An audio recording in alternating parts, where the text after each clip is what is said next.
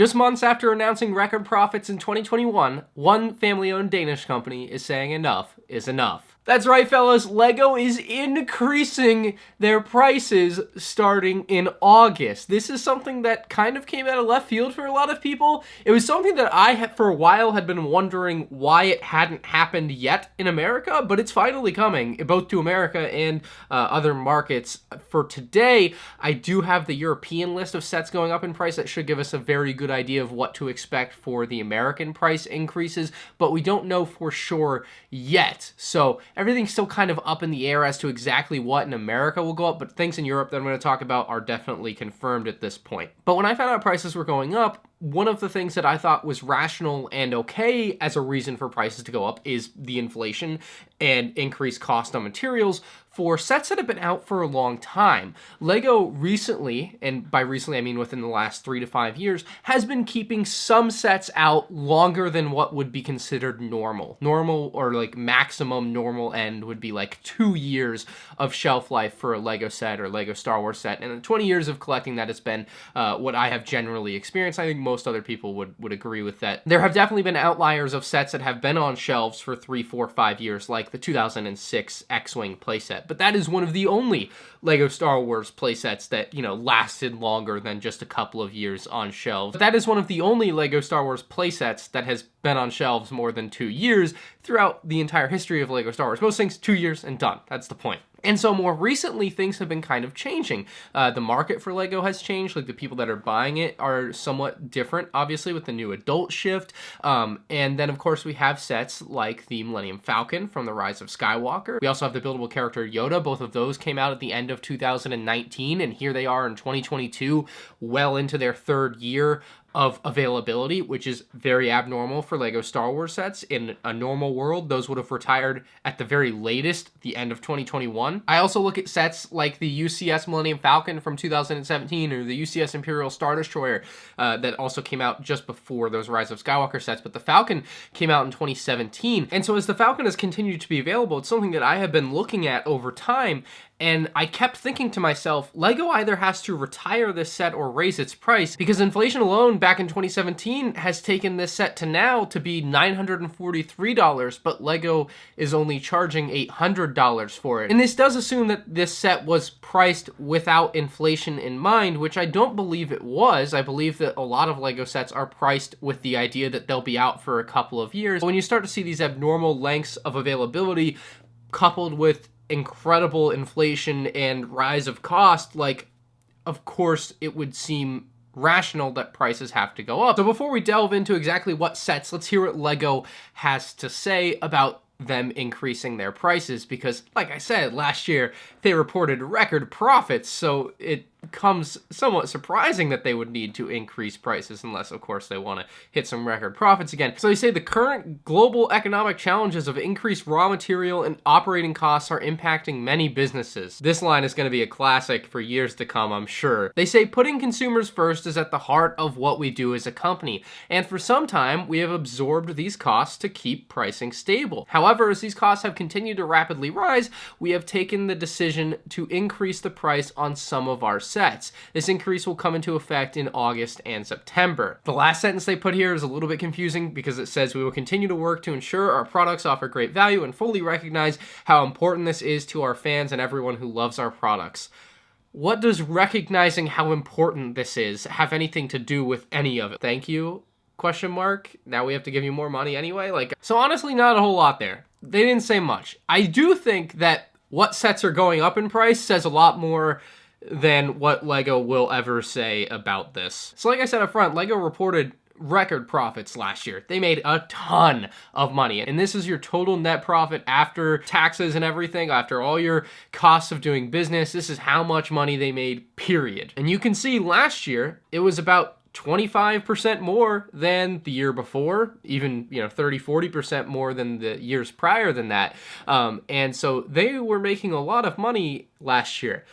It is possible that that has fallen off a cliff this year due to increased costs and inflation. And I guess we won't know that until we see this year's revenue report next year. But if we look even at their percentage net profit margin, was 24% in 2021 compared to just 22.7%, 21.5%, 22.2%. So I just find it interesting that, you know, for the last 4 years, it had been just fine at 21, 22% profit margin. Then last year, they get this really great 24% total profit margin. And then this year, is it under 20? Like, did it just fall off a cliff? I mean, maybe it did. And again, we can't know that until we see it, but I'm just showing you the numbers that exist. And this is a company that every year gets on their little pedestal and says, hi guys, we made $10 billion this year. And you know, they like to gloat about it. And then one year, this year, maybe they're making a little bit less, and then they increase prices. That's the type of company we're dealing with here. I didn't want to come on this video and bash them for increasing prices because I actually think it's needed. Like, I know, I am the last person you might expect to think that Lego prices should go up, but like, I think it's not necessarily unfair given the circumstances. So let's talk about some of the Star Wars sets that are going to be going up in price in the European markets, and obviously we could probably expect that to happen in the US as well, with potential for more, but it's hard to know right now. So the Millennium Falcon from 2019 absolutely makes sense to me, $10 more than it was prior. It's a small amount, so at that point, it's also kind of weird. It's like, oh, $10 is going to be make or break for you? Okay. You know, so there's that point of view too, but that's how much the price is going up. So it's a pretty marginal price increase, not too much. Then we have the Imperial TIE Fighter going from 40 to 45 euros, and I am going to just continue to say from here dollars just because it's easier for me, but that's a 13% price increase. As a set that I expect and want to be on shelves for 3 to 5 years, fair enough. That one, obviously, I think came out with the intention of keeping it out for a long time, and if they want to continue to keep it out, I think the price does have to go up on that one.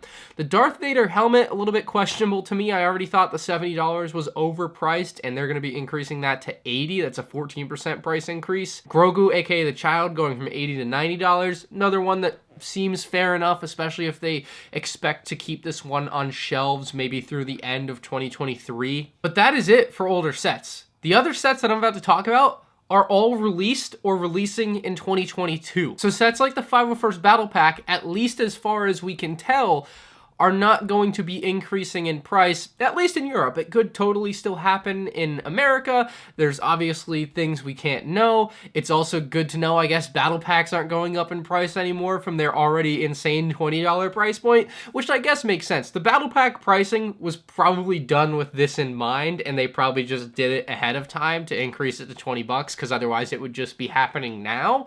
So as long as those don't go up anymore, that's fine, I guess. It's also entirely possible that some of the sets that haven't gone up in price here will just be retiring at the end of this year anyway, and Lego probably just thinks it's not worth it to increase the price. So that would also make some sense too as to why some of these older sets aren't going up in price. This list that we have here from Stone Wars and what it's going to be in each individual country is very likely going to be different, because in some countries, I know for sure the set like the Harry Potter Hogwarts Castle is going up in price, but that's not listed here at all. So it seems that the Dark Trooper attack set is going to be increasing from $30 to $35.